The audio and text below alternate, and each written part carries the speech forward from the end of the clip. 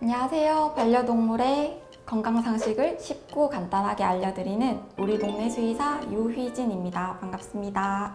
이제까지 한동안 계속 사료에 대해서 얘기를 해왔었는데 오늘은 약간의 개인적인 이유를 담아서 반려동물의 치매에 대한 것을 주제로 말을 해보고자 합니다.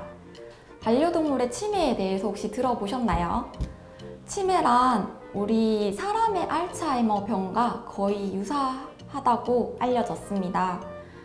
뇌에 노화가 오기 시작하고 뇌 신경에 퇴행성 변화가 오면서 뇌 기능을 제대로 하지 못하게 되는 것. 수의학에서는 인지기능 장애 증후군이라고 합니다. 개에서는 9세 이상, 고양이에서는 12세 이상에서 많이 나타나고 생각보다 정말로 많은 강아지와 고양이들이 치매 증상을 가지게 됩니다.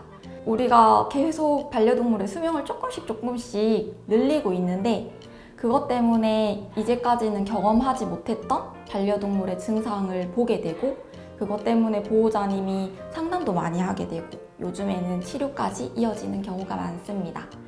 그렇다면 반려동물의 치매에 관한 증상들은 어떠한 것들이 있는지 오늘 알아보고 검사는 어떻게 하는지, 치료는 어떻게 하는지에 대해서 말을 해보도록 하겠습니다.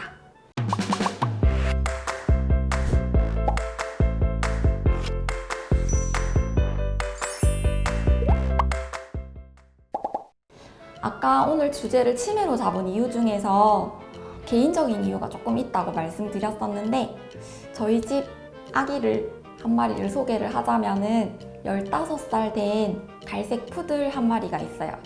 이름은 몽인데 할머니다 보니까 요즘에 안 보이던 증상들을 자꾸 보이기 시작하는 거예요. 그래서 치매가 아닐까 싶고 또 제 환자들 중에서도 보호자님들이 이런 거는 뭐예요? 라고 많이들 물어보셔가지고 주제를 잡게 되었습니다. 증상은 설문지 하나를 가지고 같이 보면서 이러한 증상들이 있고 어떻게 진단 검사를 하는지 알아볼 건데 설문지는 다양한 종류가 좀 몇 가지 있어요.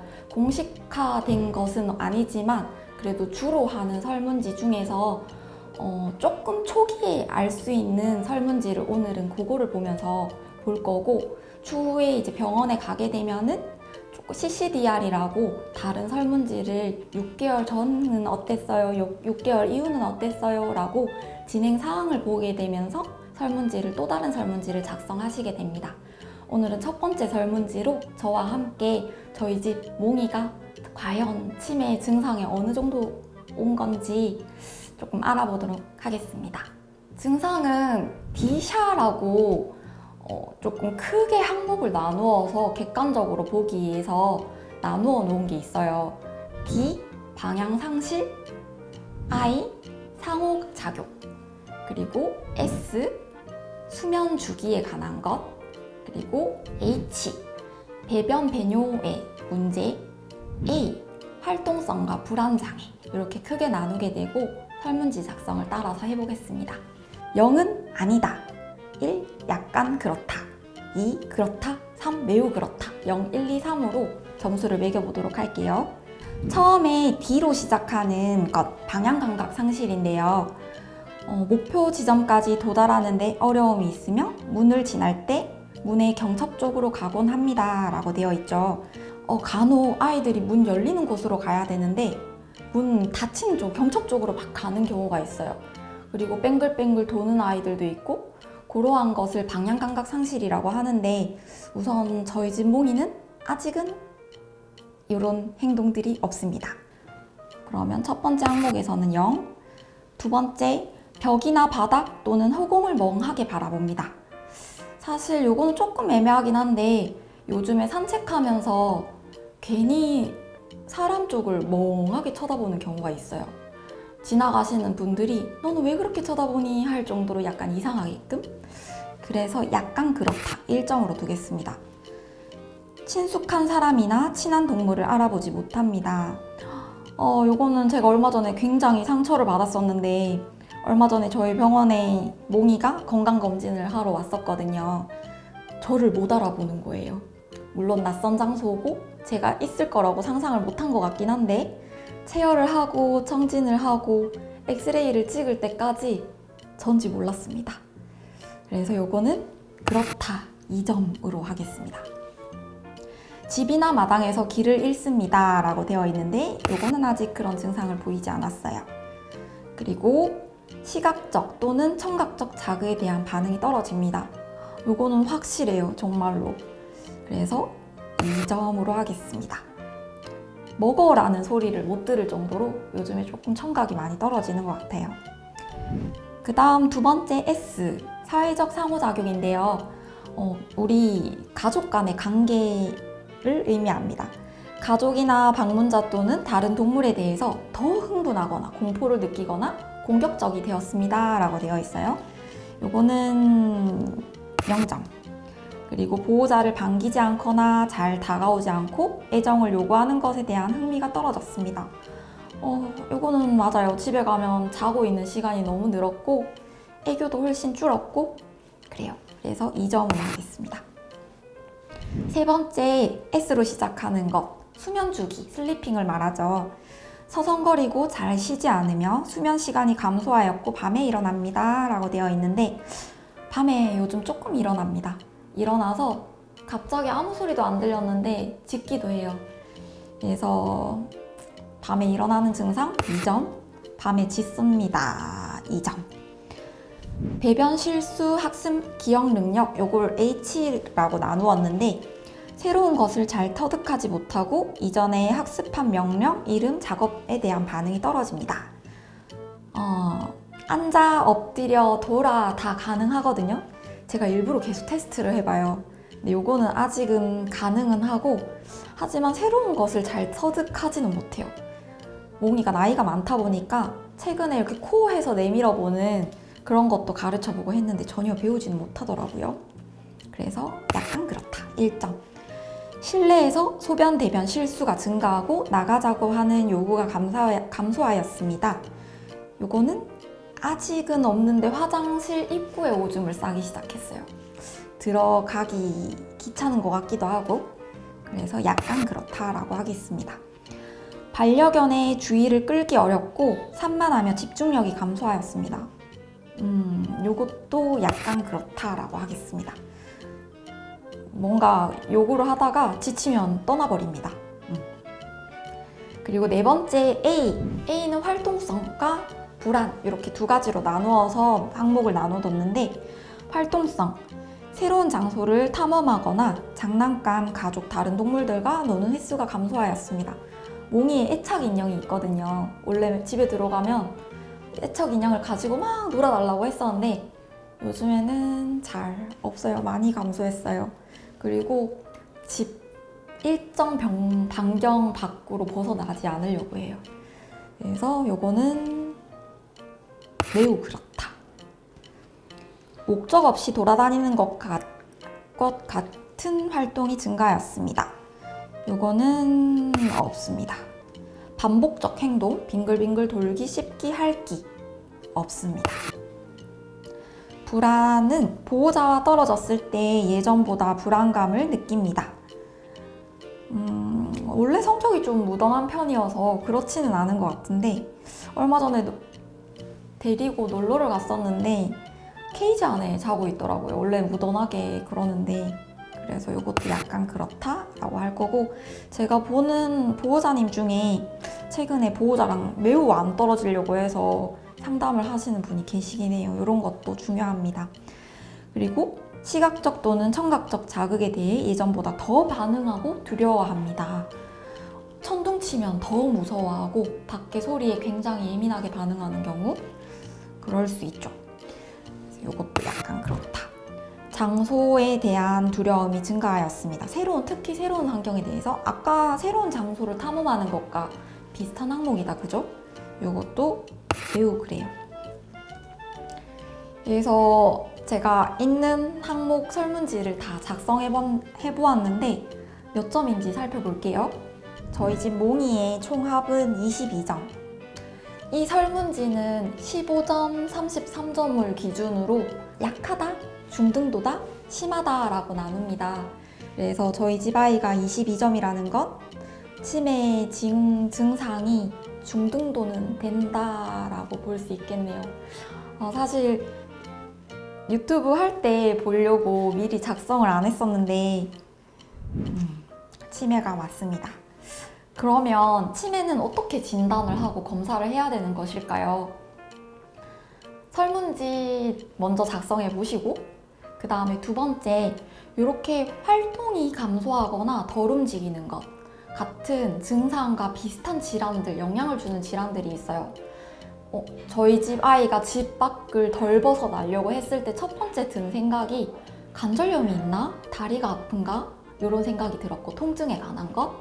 그리고 활동력이 많이 감소했을 때, 저를 반기지 않고 계속 잠만 자고 있을 때 갑상선 기능 저하증인가? 이런 것도 떠올랐어요. 그래서 이런 것들은 충분히 엑스레이나 그리고 혈액 검사로 미리 알 수 있는 부분들이니까 검진을 하시면 좋고요.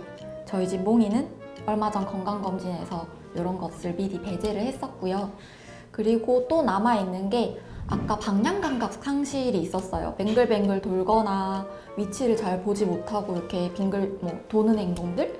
그런 것들은 어쩌면은 뇌의 질환과 연관이 있을 수도 있거든요. 뇌의 질환은 특히 MRI를 찍어보면은 조금 더 병변에 의한 문제인지 아니면 노화에 의한 문제인지 알아볼 수가 있어요.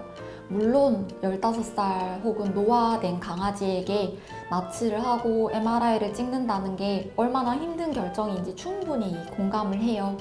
하지만 치매의 여러 증상 중에서 방향감각 상실, 기억력뿐만 아니라 그런 쪽으로 조금 문제가 된다면 아파서 그런 건 아닌지, 우리가 좀 더 적극적으로 해결해 줄 수 있는 문제는 아닌지 꼭 알아보셨으면 좋겠습니다. 그러면 마지막으로 치매가 진단됐을 때, 우리 집 아이도 진단이 되는데 그렇다면 어떻게 치료를 하고 예방을 해줄 수 있을까요? 사람도 마찬가지로 치매는 치료가 어렵죠. 아직은 정말 공격적으로 모두 치료하는 약들이 아직은 제대로 나온 게 없습니다. 대신에 조금 늦춰줄 수 있는 약들은 있어요. 첫 번째, 치매라고 진단이 됐을 때 저희 집 아이도 먹고 있는데 영양제의 활용을 충분히 해라 라고 말씀을 드립니다. 액티베이트라는 제품 혹시 들어보셨는지 모르겠는데 노견, 노묘를 키우는 분들이라면 한 번쯤은 들어보셨을 것 같아요. 항산화 물질이 집약적으로 많이 들어가 있어요. 항산화 물질을 먹게 되면은 몸에 그런 노화, 산화 스트레스가 줄어들고 염증 반응이 줄어들면서 뇌의 노화조차도 막을 수 있게 됩니다. 그래서 조금 적용을 해보는 것을 가장 먼저 추천을 드리고요. 그리고 사료도 있어요. 사료 중에서 예전에 나이대에 맞는 사료를 급여하는 게 좋다라고 말씀을 드렸는데, 물론 노견은 치매만 앓고 있는 아이들이 거의 없기 때문에 거기에 질환에 맞게 사료를 급여하고 계시겠지만, 만약 그런 것이 없이 너무 건강한 아이인데 치매만 왔다면 노견이 먹는 사료, 시니어 사료를 무조건 급여하고 계시는 게 항산화 물질을 많이 섭취하는 데 도움이 되고, 또한 또 뉴로 케어라고 신경을 케어하는 사료가 또 따로 나온 사료들도 있어요. 그래서 그런 것들에 도움을 받는 것도 좋습니다. 두 번째입니다. 두 번째는 행동학적으로 조금 더 활력을 증가시키는 걸 예방의 방법으로 쓰는 건데요. 우리 사람 자꾸 고스톱 얘기를 하는데 할머니들한테 고스톱 많이 치세요, 혹은 많이 노세요, 활동을, 근육량을 늘리세요, 운동도 조금씩 하세요 라고 알려드리는데 강아지도 똑같아요. 머리를 자꾸 써야 합니다. 제가 저희 집 아이한테 무조건 앉아, 엎드려, 귀찮게 실컷 해두고 사료를 주는데 저희 집 부모님은 그래요. 아이고 수의사 강아지 불쌍하다, 밥도 편하게 못 먹는다 라고 하지만 그래도 그런 것들이 뇌의 발달을 조금이라도 남아있게 도와주고 늙지 않게 도움을 줍니다.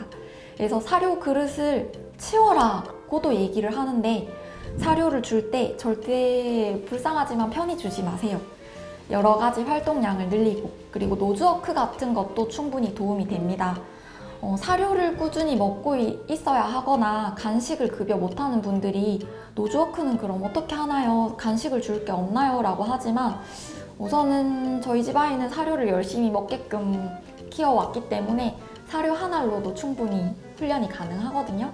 그래서 충분히 그런 노즈워크나 우리가 이때까지 해왔던 훈련들 그런 것들 시키면서 뇌의 발달을 도와주게끔 해주면 좋습니다. 그리고 조금 별개로 간혹 치매견들이 엄청 밥을 잘 먹는 경우가 있어요. 그리고 밥 먹는 걸 까먹고 또 먹고 물 먹는 건 까먹어버리고 밥을 또 먹고 그래서 식욕은 엄청난데 물은 정말 못 먹게 되고 탈수가 오고 이런 경우도 있어서 꼭 물은 꾸준히 먹게끔 까먹지 않게끔 챙겨준다거나 습식 사료를 늘려준다거나 물을 주사기로 조금씩이라도 급여를 시켜주는 것이 좋습니다. 네 번째 방법은 약물에 의한 치료인데요. 셀레길린이나 아니면 제다큐어처럼 최근에 치매 예방약, 치료약들이 나오기도 했습니다. 이 제품들은 수의사 선생님과 충분히 상의한 다음에 우리가 지금 급여를 시작해야 되는 시점인지 아니면 여러 설문지나 그런 진단을 꾸준히 해서 진행도를 보고 결정해서 조금 있다가 시작해야 될지 충분히 상의 후에 결정하시고 치료를 했으면 좋겠습니다. 오늘은 반려동물의 치매에 대해서 알아봤습니다. 솔직히 굉장히 슬픈데요. 사실 막막해요. 어떻게 해야 될지. 그래도 제가 보호자님께 말한 방법들 저도 저희 집 강아지 몽이에게 적용하면서 최대한 편하게 늙을 수 있도록 도와줄 예정이고요. 수의사가 점점 삶의 질을 도와주는 역할을 많이 하게 되는 것 같아요. 예전에는 무조건 치료를 완료하겠다 이런 목표였다면 요즘에는 도움을 주겠다의 마음가짐을 많이 가지고 있고요. 천천히 진행되는 질환이기 때문에 그냥 늙었다라고 생각하기 쉽거든요. 아까 일부러 항목들을 꼼꼼하게 봤는데 그러한 것들 조금 더 꼼꼼히 살펴보시고 우리 아이 행동이 변했다면, 특히 노견이라면 동물병원에 내원하셔가지고 또 다른 설문지로 혹은 검사로 충분히 진단하시고 치료에 도움이 됐으면 좋겠습니다. 오늘의 내용이 도움이 되셨다면 구독과 좋아요 부탁드립니다. 감사합니다.